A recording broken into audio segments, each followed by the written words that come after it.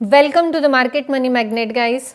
आज यहाँ इस वीडियो में हम बात करने वाले हैं एक पेनी स्टॉक के बारे में। जैसे आप सब जानते हैं ये हमारा पेनी स्टॉक का सीरीज चल रहा है और इस सीरीज में हम हर सेक्टर के अच्छे अच्छे पेनी स्टॉक को कलेक्ट करने की कोशिश कर रहे हैं, उनको स्टडी करने की कोशिश कर रहे हैं ताकि हमें एक अच्छा आउटकम मिल सके। तो आज के सीरीज की जो पेनी स्टॉक है इसकी हम अगर थोड़ी सी क्वालिटीज़ देख ले कि हम इसको क्यों स्टडी करना चाहते हैं, तो सबसे पहले ये सीक्रेटली एयरक्राफ्ट्स के पार्ट्स को बिल्ड कर रहा है। जी हाँ, सीक्रेटली एयरक्राफ्ट के पार्ट्स को बिल्ड कर रहा है। साथ ही साथ इसका बिजनेस सेगमेंट जो है ये हमें एरोस्पेस और डिफेंस में देखने को मिलता है, जो कि इंजीनियरिंग, मैन्युफैक्चरिंग और सर्विसेज तीनों में इन्वॉल्व है। साथ ही साथ हम जानते हैं कि डिफेंस को लेकर इंडिया का आउटलुक किस तरह का है। हर साल हमें डिफेंस का जो बजट है उसमें एलोकेशन ज़्यादा देखने को मिलता है। तो हम ये बोल सकते हैं कि आने वाले समय में हमें इस स्टॉक में एक अच्छी ग्रोथ देखने को मिल सकती है। अगर हम बात कर ले इसके बिजनेस सेगमेंट के बारे में, तो यहाँ पे कंपनी जो है इनकॉर्पोरेटेड 1994 में, और उसके बाद एडेड किया इसने एविएशन और डिफेंस मैन्युफैक्चरिंग में और सर्विस कैपेबिलिटीज़ में। इसमें इसने बहुत अच्छी ग्रोथ दिखाई है। उसी के साथ अगर टू डिविजन्स में इसका हम बात कर ले तो ये काम करती है, एक तो टी और दूसरा तो एरो डिफेंस में। और एरो डिफेंस में इंजीनियरिंग, मैन्युफैक्चरिंग और सर्विसेज तीनों सेगमेंट में ये काम करते हुए हमें देखने को मिलती है। अराउंड 27 ईयर्स का इसका एक्सपीरियंस हमें स्पेंड किया है टी डिविजन्स में, और 9 ईयर्स का इनका एक्सपीरियंस है एरोस्पेस एंड डिफेंस में देखने को मिल रहा है। अगर हम इसके जियोग्राफिकली स्प्लिट की बात कर ले शॉर्ट में, तो एक्सपोर्ट्स जो है 65% का करती है और डोमेस्टिक 35% है। कंपनी का एक्सपोर्ट्स टी में जो एक्सपोर्ट्स है ये कनाडा में हमें सबसे ज़्यादा देखने को मिलता है। उसके साथ साथ UK, Germany, Netherlands, UAE, Saudi Arabia और इजिप्ट में देखने को मिलता है। और अगर हम इसके एरोस्पेस एंड डिफेंस की बात कर ले तो यहाँ पे मेजर एक्सपोर्ट्स यानी 80% का एक्सपोर्ट जो है यूएसए में देखने को मिलता है, यूरोप और इजराइल में देखने को मिलता है इस कंपनी का। यहाँ पे अगर हम ये बात कर ले कि इसके कस्टमर्स कौन कौन से हैं, तो एरोस्पेस एंड डिफेंस की बात करें, ये डिवीजन में इसके करीबन बेस 26 प्लस कस्टमर्स देखने को मिलते हैं। और FY25 की बात हो रही है और एक्सपेक्टेड है कि 30% तक के इसमें ग्रोथ होगी टोटल कस्टमर बेस में।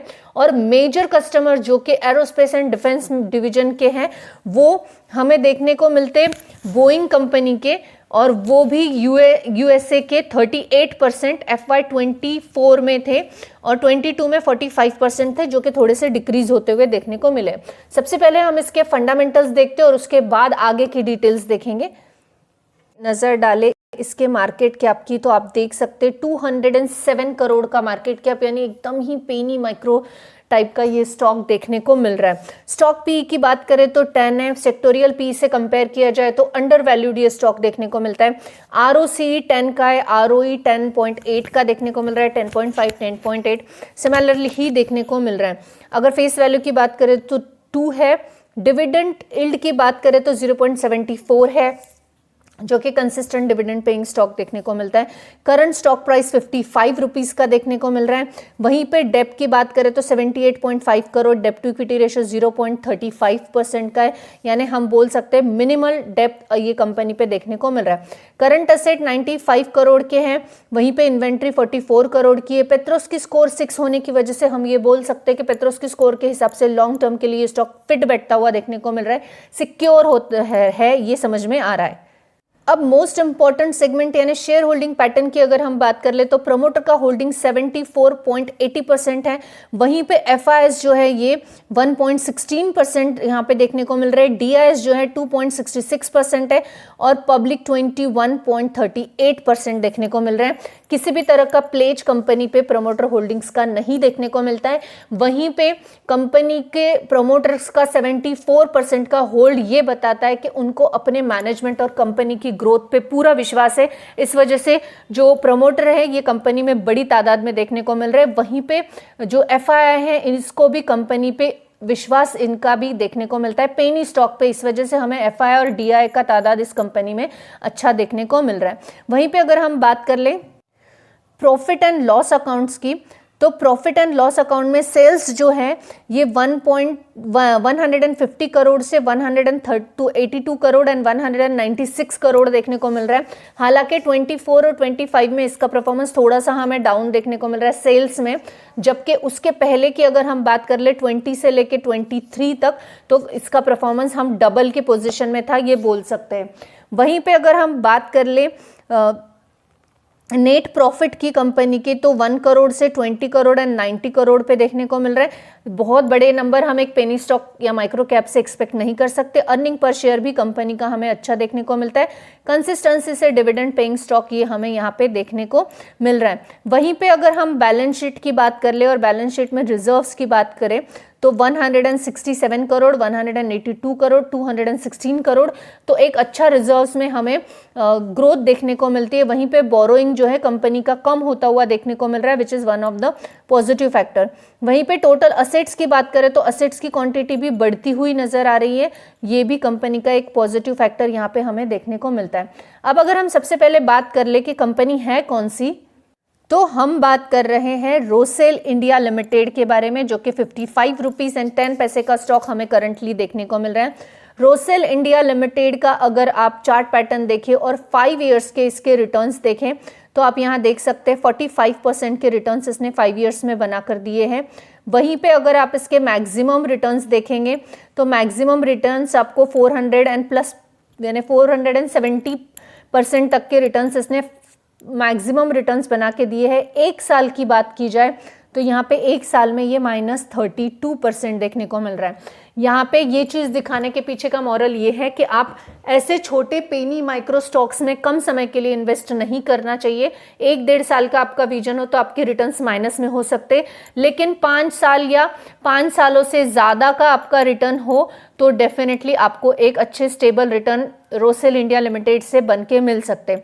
अगर हम इसके कुछ की फैक्टर्स लाइक स्ट्रेंथ और वीकनेसेस के अलावा भी कुछ फैक्टर्स देखें कि क्यों इसको हम चूज कर रहे हैं as a good penny stock, ये भी हम अगर देखें तो आपको और भी डिसीजन लेने में आसानी होगी। तो चलिए सबसे पहले अगर हम स्ट्रेंथ की बात कर ले, तो सबसे पहला स्ट्रेंथ इसका है हायर प्रोमोटर होल्डिंग्स, यानी करीबन 74-75% के बिटवीन है, जो कि एक स्टेबिलिटी और कंट्रोल देता है। साथ ही साथ लॉन्ग टर्म अलाइनमेंट के लिए प्रमोटर का इंटरेस्ट है कंपनी में, ये चीज़ समझ में आती है। अब यहाँ पे कुछ इंस्टीट्यूशनल इन्वेस्टर्स का प्रेजेंट यानी FIS का भी प्रेजेंट देखने को मिलता है, म्यूचुअल फंड का भी देखने को मिलता है। एक स्मॉल कैप या पेनी स्टॉक में अगर प्रमोटर के साथ साथ इंस्टीट्यूशनल इन्वेस्टर्स है, इसका मतलब उस कंपनी पे उनको कॉन्फिडेंस है और कंपनी का परफॉर्मेंस आने वाले समय में अच्छा हो सकता है। अगर फोर्थ हम इसमें स्ट्रेंथ देखें तो इसके जो बिजनेस ऑपरेशंस है उसमें टी स्टेट एंड एक्सपोर्ट्स दोनों भी देखने को मिलता है। तो ये सिर्फ पेपर शेल या माइक्रो कैप के जैसी कंपनी न होते हुए रिसेंट एक्विजिशंस जो कंपनी के हैं टी स्टेट्स में 2025 के, ये सिग्नल बताते हैं कि मैनेजमेंट का इन्वेस्टिंग जो मैनेजमेंट में है ये बहुत बढ़िया है और कोर बिजनेस बहुत बढ़िया चल रहा है और मैनेजमेंट ज़्यादा से ज़्यादा कोशिश कर रही है कंपनी को एक्सपांशन देने की, ताकि रेवेन्यू और प्रॉफिट ग्रोथ दोनों ही बढ़ सके कंपनी का। अगर हम इसका फिफ्थ स्ट्रेंथ देखें तो रिजनेबल प्रॉफिटेबिलिटी मैट्रिक्स देखने को मिलता है, यानी पैट जो रिसेंट ईयर का है और मॉडरेस्ट है पर एक्सेप्टेबल है रिटर्न्स ऑन कैपिटल के लिए।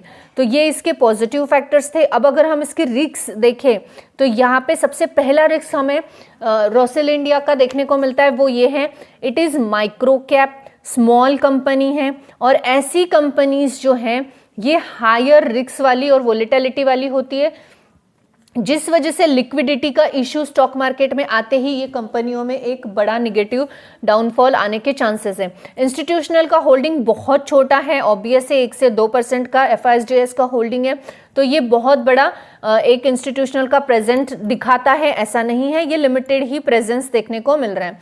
ये दोनों साइड में जो है ये काउंट हो रहा है, स्ट्रेंथ में भी और वीकनेस में भी। अब टी बिजनेस जो है ये एग्रो प्लांटिंग पे डिपेंड करता है बिजनेस, ऑब्वियस है, तो कमोडिटी प्राइसेस के रिस्क के साथ या वेदर के साथ या क्रॉप यील्ड के रिस्क के साथ एक्सपोर्ट डिमांड जो है ये फ्लक्चुएट होने के चांसेस इस कंपनी के देखने को मिलेंगे। ओवर द लॉन्ग टर्म की अगर हम पीरियड की बात करें तो कंपनी का सेल्स जो है, सेल्स ग्रोथ ये लास्ट 5 साल का रिपोर्टेडली कम हुआ है, वीक हुआ है या निगेटिव हुआ है, जो हमने अभी लाइव बैलेंस शीट में भी देखा।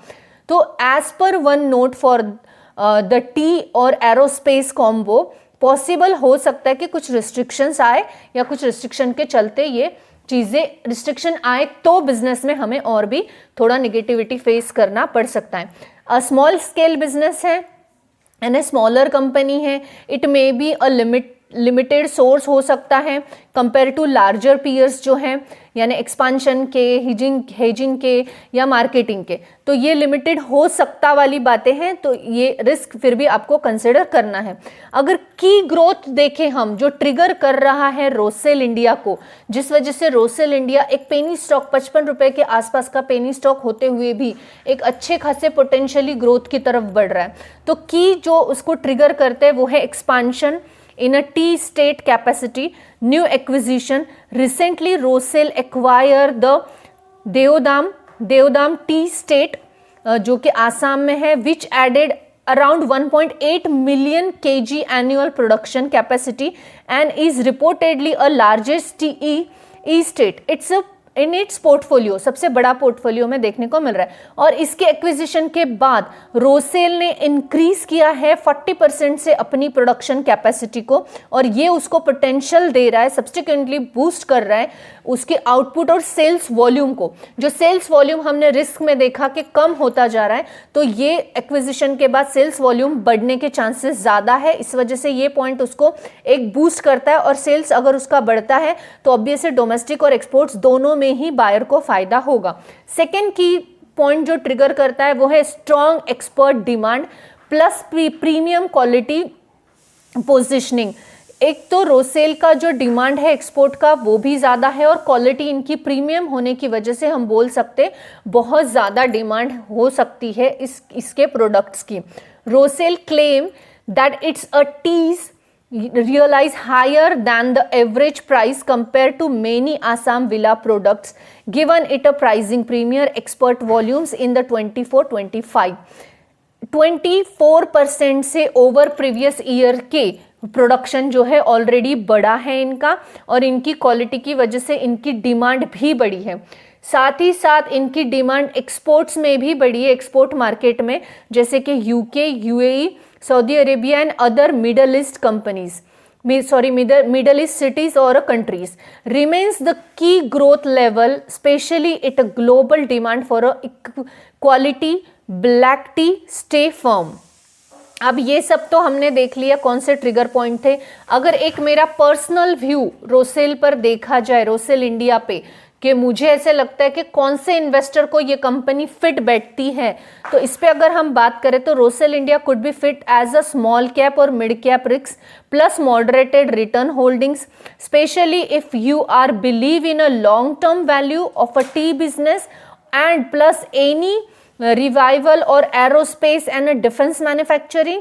If you are okay with a small cap risks and limited liquidity, then this was stock for you. अगर आपको टी बिजनेस पे भरोसा है, आपको लगता है कि ये कंपनी या ये छोटी सी कंपनी का सर्वाइवल एरोस्पेस और डिफेंस मैन्युफैक्चरिंग में हो सकता है, और आप एक छोटे स्मॉल कैप को, एक रिस्क को लिमिटेड लिक्विडिटी के साथ, लिक्विडिटी यानी कितना आप इन्वॉल्व कर रहे हो, कितना आप दे रहे हो, पैसा इन्वेस्ट कर रहे हो, उसके साथ अगर आप जाना चाहते हो तो डेफिनेटली ये वाला स्टॉक आपके लिए है। अगर आपको लगता है टी सेक्टर में जो है आने वाले समय में एक्सपोर्ट्स प्राइस और साइकिल्स बढ़ सकती है, डाइवर्सिफाई बिजनेस इनका है और रिड्यूस रिस्क ये कर रहे हैं, तो डेफिनेटली ये स्टॉक आपके लिए अच्छा साबित हो सकता है। This video is only for the educational purpose. I am not giving any recommendation here, neither a buy nor a sell. So I hope this information is informative for you. Thanks for watching.